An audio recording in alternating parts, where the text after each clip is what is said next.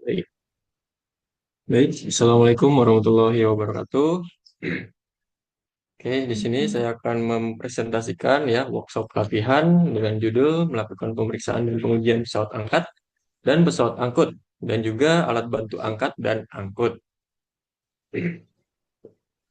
Baik, ini sedikit biodata saya ya. Nama lengkap saya Rian Dwi Angga Bintara, kelahiran Bogor 18 Juni 1996. Pengalaman kerja saya di inspektor ya, ahli K3 pesawat angkut sebagai pemeriksanya ya. Dan yang kedua ini ada instruktur K3 bidang pesawat angkat dan pesawat angkut, yaitu di bidang instrukturnya ya, ataupun sebagai pengajarnya. Di sini juga tertera link ya, ataupun barcode isinya kontak saya ya, boleh di scan bila mana ada yang perlu kontak saya, boleh untuk menghubungi saya. Baik, untuk selanjutnya mungkin saya perlu absen dulu ya sebelum mulai ke materinya. Boleh memperkenalkan diri dulu, mungkin dari Ibu Mustifa.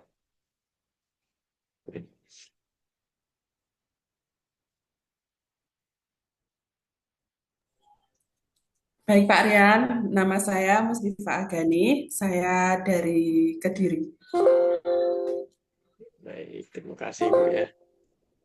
Baik, itu perkenalan dirinya ya. Kita langsung aja. Selanjutnya, ini persepsi ya, pemeriksaan dan pengujian pesawat angkat dan pesawat angkut. Nah, mengapa pesawat angkat dan pesawat angkut ini harus diperiksa uji ataupun harus diperiksa dan diuji gitu ya. Karena kita harus memastikan poin-poin ketiganya itu sempurna. Artinya dalam kondisi yang baik ya alatnya tersebut dan juga jangan sampai ada cacat ya, deformasi dan juga ketidaklayakan fungsi ya. Jadi seperti itu fungsi daripada pemeriksaan dan pengujian. Terutama di bidang pesawat angkat angkut ini ya banyak sekali alatnya gitu ya. Nanti akan kita eh, sampaikan ya. Baik, ini adalah tata tertib yang harus saya sampaikan ya. Yang pertama masuk ruangan sebelum waktu yang telah ditentukan. Ya, misalkan waktunya ini jam 8 pagi, berarti sebelum jam 8 harus sudah di lokasi ataupun di ruang meeting. Yang keduanya, berpakaian rapi dan APD sesuai, yang disesuaikan ya. Bila mana ini nanti akan ada praktik langsung ya, ini APD harus disesuaikan juga ya, seperti helm, ya, rompi, sarung tangan, sepatu, dan lain sebagainya. Kemudian yang ketiga, menjaga kebersihan, ketertiban ruang kelas ya. Dan ini juga salah satu poin penting ya, kita menjaga kebersihan di ruang kelas agar kita selama mengikuti pelatihan ini agar nyaman gitu ya. Nyaman di dalam kelas, kemudian nanti tidak berserakan kemana-mana, yaitu akan menjadi poin utamanya. Yang keempat, menghargai pendapat peserta lain ya. Jadi di sini peserta misalkan ada pendapat tentang A gitu ya.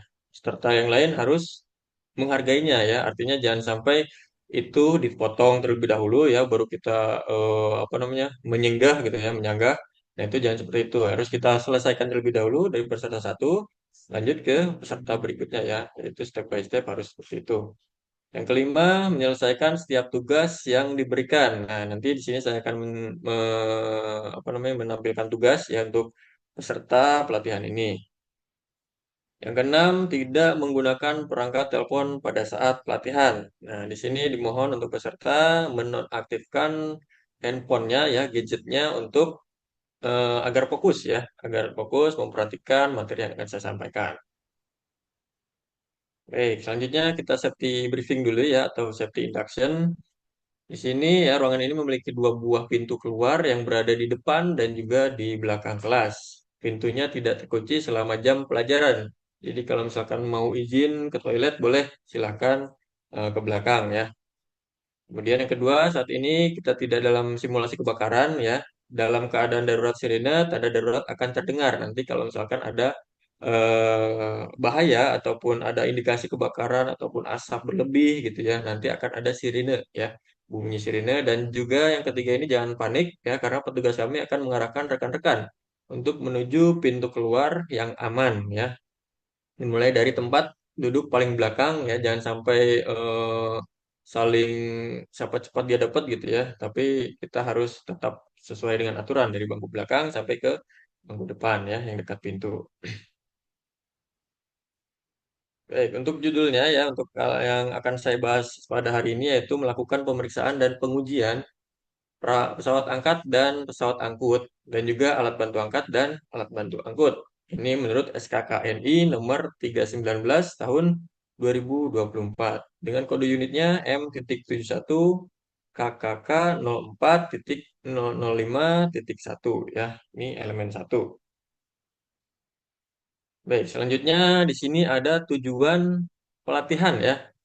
Nah, setelah mengikuti pelatihan ini, peserta yang saya harapkan ya dapat melakukan pemeriksaan dan pengujian pesawat angkat dan pesawat angkut, dan juga alat bantu angkat dan alat bantu angkut sesuai dengan peraturan yang berlaku ya. Nah, peraturan yang berlaku ini apa? Ya, salah satu contohnya yaitu Permenaker nomor 8 tahun 2020 ya, itu tentang keselamatan kerja pada pesawat angkat dan pesawat angkut. Kemudian di sini ada metode pembelajaran ya yang akan saya sampaikan nanti ke depannya. Yang pertama ada metode ceramah ya. Ceramah ini adalah saya menyampaikan pendapat apa materi saya gitu ya. Kemudian tanya jawab.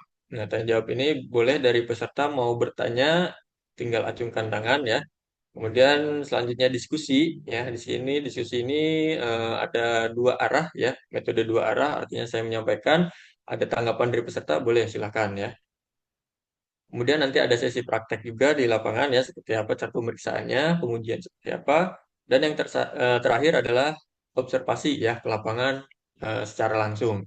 Gitu. Oke, di sini ada pretest nih ya. Siapa yang bisa menjawab mungkin boleh buka mic-nya ataupun anjukkan tangan ya. Pertanyaannya di sini sebutkan perbedaan antara pesawat angkat dengan pesawat angkut. Ya, boleh kalau ada yang berkenan mau menjawab silakan.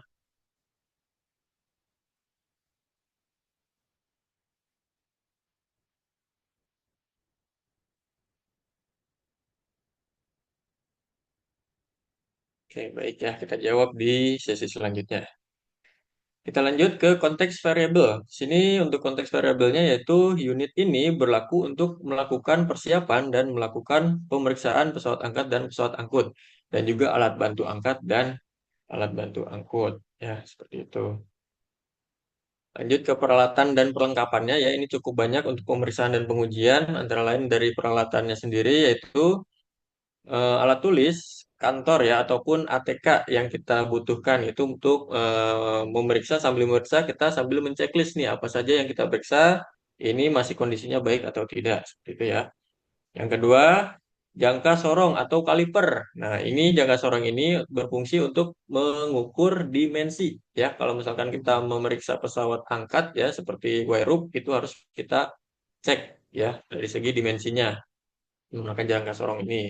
Kemudian yang ketiga ada clear gauge ya. Ini untuk mengukur celah ya pada mesin. Misalkan blok mesin ya kita bongkar, kita ukur dengan alat ukur ini ya. Kalau misalkan terlalu renggang itu tidak diizinkan. Yang keempat ada meteran manual ya. Tentunya ini untuk mengukur dimensi si unitnya. Ya, misalkan panjang garpu ya, kemudian panjang span ataupun girder ya itu bisa menggunakan meteran ini. Nah, yang kelima di sini ada distance laser. Ya, ini juga sama ya, meteran juga, cuma bentuknya dia digital. Ya, ini lebih mudah kita untuk pengukuran sebenarnya ya, lebih praktis. Yang keenam di sini ada alat magnetik penetran test dan juga penetran test ya. Nah, ini yang namanya metode NDT ataupun tidak merusak ya, pengujian tidak merusak. Ya, di sini menggunakan ada metode magnetik ya, menggunakan magnet. Tentunya dia menggunakan alat magnet. Dan yang keduanya di sini ada penetran ya. Ini menggunakan cairan penetran berupa cairan ya, berwarna merah biasanya. Itu ada dua metode di sini. Kemudian yang ketujuh ada wire rope tester. Nah, ini tentunya untuk pengukuran ataupun melihat kondisi wire rope ataupun tali kawat baja ya, ataupun seling gitu dalam kondisi yang baik ataupun buruk. Nah, itu bisa kita cek dengan alat tester ini. Yang kedelapan ada material beban atau pengujiannya ya. Di sini juga selain diperiksa ya alatnya tersebut, kita harus menguji tentunya ya. Maupun itu menguji tidak merusak yang nomor 6 ini ya, ataupun pengujian merusak. Nah, itu bisa jadi ya kalau misalkan perusahaannya butuh ataupun diperlukan ya itu bisa dilakukan. Tapi untuk uji beban ini termasuk ke dalam tidak merusak ya. Karena ini biasanya per tahun pengujiannya 1 tahun sekali. Kemudian yang kesembilan ada load cell. Nah, ini untuk pengukuran bebannya ya. Kalau misalkan contoh overhead crane ataupun jenis crane lainnya, kita kasih beban 5 ton ya. Nah, kita bisa tahu kalau misalkan menggunakan load cell ini bebannya pas atau enggak 5 ton nih. Gitu ya. Kalau misalkan kurang dari 5 ton, nah ini akan ditambahkan lagi bebannya ya. Itu. Yang ke-10 ada earth tester. Nah, earth tester ini saya tambahkan ya, bila mana kita akan memeriksa atau menguji pesawat angkat jenis tower crane. Ya, tower crane itu pasti akan membutuhkan yang namanya earth tester ini karena dia diinstal yang namanya grounding ya, kabel grounding gitu. Kalau misalkan ada guntur ya ataupun ada petir gitu yang menyambar, itu tidak akan berdampak buruk untuk tower crane tersebut, akan disalurkan ke bumi langsung. Jadi untuk earth tester ini harus dalam kondisi yang baik ya atau setidaknya kecil nilainya pada saat kita ukur. Baik, masuk ke perlengkapannya ya. Di sini perlengkapan ada beberapa item juga lumayan banyak ya. Yang pertama ada dokumen ATP ya, kegiatan pesawat angkat dan pesawat angkut dan alat bantu angkat dan bantu angkut ya. Di sini juga harus ada ATP-nya ya. Itu yang kedua ada dokumen lifting plan, ini biasa dari perusahaannya. Yang ketiga, dokumen identifikasi bahaya dan pengendalian resiko atau IBRP, ya, kegiatan pesawat angkat angkut dan juga alat bantu angkat dan angkut. Ya, ini juga sama, harus disediakan dari perusahaannya. Selanjutnya, dokumen job safety analysis, ya, ini adalah job safety ini biasanya dibuat sebelum melakukan pekerjaan, ya. Sama seperti halnya safety induction, ya, cuma ini berbentuk kertas dituangkan dalam kertas ya job safety analysis ini. Jadi dampak bahayanya apa ya, kemudian efeknya apa gitu kan. Kemudian risiko terhadap kita sebagai operator misalkan apa gitu ya. Nah, itu harus dituangkan di JSA ini. Kemudian buku manual pesawat angkat dan pesawat angkut ya. Ini manual booknya harus ada juga ya. Ini tergantung unit juga. Misalkan unitnya forklift, nah buku manualnya juga harus forklift ya. Tapi harus sesuai juga tipe dan nomor serinya harus sama ya. Kemudian surat layak K3 pesawat angkat dan pesawat angkut. Nah, ini biasanya dikeluarkan oleh Disnaker setempat ya, Disnaker Trans. Misalkan ada di Jawa Barat ya, berarti Disnaker Transnya yang di Jawa Barat ya. Tentunya ini menyesuaikan alatnya, tempat alat singgahnya ya di mana. Selanjutnya yang terakhir adalah laporan pemeriksaan dan pengujian. Nah, ini biasanya dari pemeriksa ataupun inspektor dari PJK 3 yang memeriksanya. Nah, ini outputnya ini dua output ini ya yang terakhir ini dikeluarkan berbarengan biasanya ya. Kita buat laporan misalkan yang sudah diriksa uji nih, sudah di pemeriksaan pengujian, sudah dilaporkan ke dinas. Nah, ini suketnya akan keluar, suket layak K3-nya dari dinas tersebut. Nah, seperti itu. Baik, selanjutnya ada sikap kerja ya ataupun attitude work. Gitu ya. Yang pertama di sini teliti dalam melakukan kegiatan pemeriksaan dan pengujian pesawat angkat dan pesawat angkut. Nah, setidaknya ini 1-2 poin pun jangan sampai terlewat ya. Kalau teliti itu berarti dari step 1 sampai step akhir itu terlaksana dan juga tidak ada misalkan alat tersebut cacat ya kita lewati cacatnya sedikit nih gitu kan. Nah, nggak seperti itu ya. Jadi cacatnya kalau misalkan banyak ataupun sedikit itu harus kita catat, jangan sampai dilewatkan. Gitu ya. Nomor dua, cermat dalam menyusun ETP dan ETP sesuai dengan prosedurnya ya. Jadi prosedurnya apa di perusahaan sendiri? Misalkan wajib menggunakan APD-nya. Nah, APD-nya sendiri dijabarkan apa aja, helm, rompi dan lain sebagainya ya. Harus cermat dan tepat. Nomor tiga, teliti dalam melakukan pemeriksaan alat pengaman dan alat pelindung pesawat angkat dan pesawat angkut sesuai dengan peraturannya. Nah, ini juga sama dengan yang nomor satu ya, teliti juga ya. Tapi ini dari segi safety device-nya ataupun alat pengamanannya. Itu misalkan pada alat angkut ya jenis forklift, Nah, forklift ini dia alat pengamanannya yaitu rem, ya, klakson, lampu, dan lain sebagainya banyak ya. Nah, itu jangan sampai terlewat nanti pada saat pemeriksaannya gitu. Harus tetap berfungsi normal gitu ya. Jangan sampai ada abnormal. Nanti kalau misalkan sudah ada kegiatan pemeriksaan dan terbukti abnormal, itu tidak akan layak ya, ataupun tidak layak operasi gitu. Dan selanjutnya di sini ada aspek kritis ya. Yang nomor pertama ini kecermatan dalam menyusun ATP sesuai dengan prosedur ya. Ini yang tadi balik lagi, ini harus sesuai dengan kondisi perusahaannya ya. Seperti apa ini harus menyesuaikan lingkungan kerja ya, alat yang kita akan periksa dan juga operatornya harus tersedia di lokasi. Nomor dua, ketelitian dalam memeriksa seluruh komponen termasuk alat pengaman dan alat pelindung pesawat angkat dan pesawat angkut dan juga alat bantunya ya. Ini sesuai dengan spesifikasi teknik ya. Jadi sesuai dengan spesifikasi teknik itu maksudnya seperti ada dalam manual book ya. Kemudian ada dalam sertifikat bahan ya, seperti itulah ya. Ini harus disesuaikan dan juga harus pemeriksaan aktual dengan yang data itu harus sesuai. Yang ketiga, ketelitian dalam melakukan pengujian tidak merusak, pengujian fungsi, dan juga pengujian beban sesuai dengan standar yang berlaku. Ya, jangan lupa nih, kalau standar yang berlaku yang biasanya saya gunakan itu Permenaker nomor 8 2020 ya, dan juga SOP-nya nanti dibuat juga itu ya pada saat pemeriksaannya berlangsung. Oke, pengetahuan ya. Saya akan jabarkan sedikit tentang Permenaker nomor 8 tahun 2020 ya. Ini tentunya tentang keselamatan kerja pada pesawat angkat dan pesawat angkut. Nah, di sini biasanya dalamnya ini ya ada dua jenis ya, yaitu pesawat angkat dan pesawat angkut, tapi dalam satu regulasi ataupun dalam satu peraturan. Nah, untuk penjabarannya sendiri lumayan banyak ya, ada ratusan pasal di dalamnya. Itu saya perkenalkan saja yang bagian forklift saja ya tentunya. Dan juga bagian overhead crane. Itu ya, ada dua jenis. Oke, untuk materi pertama yang harus saya sampaikan ya di sini ada perbedaan yang tadi di kuis tadi ya. Perbedaan antara pesawat angkat dengan pesawat angkut. Nah, ini adalah definisinya. Ini saya ambil dari Permenaker tadi ya, nomor 8 2020. Pesawat angkat ini adalah pesawat atau peralatan yang dibuat dan pasang untuk mengangkat, menurunkan, eh apa ini ya, mengangkat ya, mengangkat, menurunkan, terus kemudian memindahkan posisi dan menahan benda kerja dan atau muatan ya. Nah ini juga, termasuk ke dalam pesawat angkat ini ciri khususnya yaitu memiliki wire rope ataupun tali kawat baja ya, seperti gambar ini ya. Gambar yang di kanan ini adalah namanya crawler crane.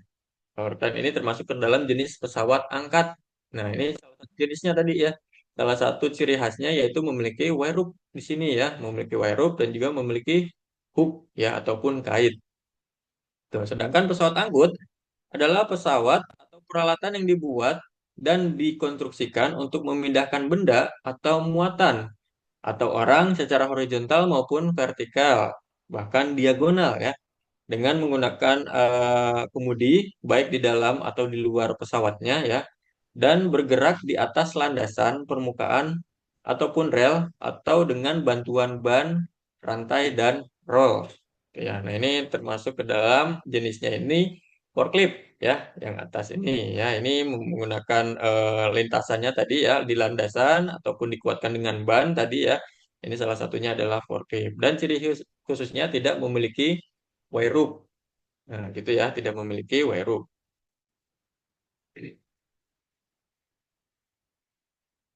Oke, persiapan pemeriksaan dan pengujian pesawat angkat dan pesawat angkut dan juga alat bantu angkat dan angkut. Di sini ada beberapa ya. Di sini ada beberapa poin. Yang pertama ini membuat inspection testing plan atau ITP ya, yang tadi saya sudah jelaskan juga ya. Ini harus dibuatkan untuk keberlangsungan pemeriksaan dan pengujiannya agar tetap terkendali ya. Mulai dari persiapan ya, kemudian persiapan apa namanya? APD-nya ya, kemudian unitnya. Nah, itu harus dipersiapkan dari dasar sampai dengan pengujian beban nantinya ya.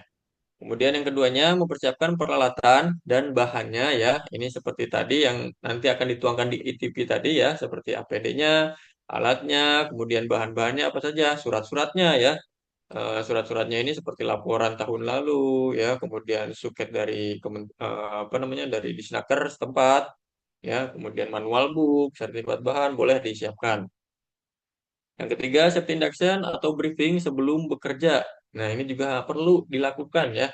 Safety induction ini kita harus tahu nanti akan misalkan terjadinya bahaya di tempat tersebut, kita harus tahu cara pengendaliannya gitu ya. Itu harus disesuaikan juga dengan alat pelindung dirinya yang kita gunakan. Misalkan di generalnya ya, generalnya itu helm, rompi, sarung tangan, dan sepatu ya. Tapi kalau misalkan kondisional ya, perusahaannya misalkan bising gitu ya, berdebu ya. Nah, itu harus wajib menggunakan masker, kacamata ya, dan juga penutup telinga tambahannya ya. Gitu. Kemudian yang keempat, observasi lingkungan dan alat. Nah, setelah kita briefing selesai, kita langsung observasi ke lapangan ya untuk melihat kondisi alatnya. Dan ini menyangkut ke nomor tiga tadi ya, sesuaikan APD yang digunakan tadi ya. Itu berdasarkan alat yang kita periksa dan juga berdasarkan lingkungan kerjanya gitu ya, harus disesuaikan juga dengan itu. Oke, di sini adalah proses pemeriksaan ya dan pengujian pesawat angkat dan pesawat angkut dan juga alat bantu angkat angkut ya. Yang pertama pemeriksaan dari segi dokumen. Nah, yang tadi ya dokumennya tadi seperti manual book ya, kemudian surat keterangan layak dari dinas setempat ya, laporan pemeriksaan dan pengujian sebelumnya gitu kan. Kemudian ada sertifikat bahan ya dan lain sebagainya itu harus disiapkan sampai dengan CEO operatornya ya. Karena operatornya sendiri bukan cuma mengendarai saja ya, bukan cuma bisa mengendarai tetapi dia memiliki kompetensi yang ditunjukkan dari CEO ya, surat layak operasi gitu ya. Surat izin operasi ya, sorry. Kemudian nomor dua ya, pemeriksaan visual. Ya, di sini pemeriksaan visual ini bisa kita lihat dari segi visual yang kita lihat dari luar ya, ataupun kulitnya ya. Yang bisa kita lihat dari kulitnya ini apa aja ya. Tentunya forklift ini bisa kita lihat dari bannya ya, lampu-lampu, steering, ya bodinya, nah, kanopinya dan lain sebagainya itu harus kita cek ya. Kemudian pemeriksaan fungsi. Nah, fungsi ini apa? Fungsi ini pada saat si alatnya berfungsi ya ataupun dihidupkan ya sudah dikontakkan nih. Berarti kan lampunya tadi visualnya sudah dilihat masih bagus ya. Ternyata pas kita fungsikan ini tidak berfungsi ya ataupun tidak menyala. Nah, itu contoh kecilnya seperti itu. Yang keempat, pengujian tidak merusak ya. Ini tadi sudah saya jelaskan juga ini menggunakan metode NDT ya ataupun non-destructive test. Pengujian tidak merusaknya ya. Ini akan melihat daripada material yang kita cek. Contohnya pada forklift ini pada garpu ya. Garpu ini kita lihat secara visual itu aman-aman aja ya. Terlihat oh tidak ada bengkok, tidak ada keretakan, tidak ada cacat gitu ya. Tetapi menggunakan metode NDT ini kita bisa melihat daripada cacat tersebut. Misalkan ada retak, ada bengkok, ada perubahan bentuk, ya. Nah, itu akan terlihat dari metode NDT tersebut. Yang kelima, pengujian beban. Nah, ini pengujian beban pun dilakukan secara bertahap, ya. Sesuai dengan Permenaker nomor 8 2020, pengujian bebannya ini dari 25%, kemudian naik ke 50%, 75%, 100%, sampai 125% ya. Itu sesuai dengan petunjuknya ya, harus bertahap seperti itu. Kalau misalkan tidak mampu mengangkat beban pada saat menaikkan 50% contohnya ya, nah itu sudah tidak dilanjutkan lagi, artinya sudah tidak layak operasi ya untuk si forkliftnya sendiri. Oke, untuk langkah praktek kerjanya ya, di sini ada saya cantumkan tiga ya. Yang pertama yang tadi yang awal itu merancang inspection testing plan ya ataupun ETP ya. Ini bisa juga digantikan dengan JSA boleh ya ataupun safety induction ya pada saat sebelum kita bekerja. Kemudian yang keduanya pemeriksaan dan pengujian. Tadi ya langkah-langkahnya pemeriksaan dan pengujian juga sudah saya jelaskan di yang slide sebelumnya. Yang terakhir adalah melakukan evaluasi hasil riksa ujinya ya. Ini kita berhak untuk mengevaluasi dan juga melihat hasil riksa ujinya. Misalkan dari hasil riksa uji ini ada beberapa catatan di sana ya. Nah, catatan ini misalkan minor ya. Nah, itu masih bisa layak operasi dengan syarat tapinya ya harus diperbaiki ataupun harus di repair terlebih dahulu si alatnya tersebut.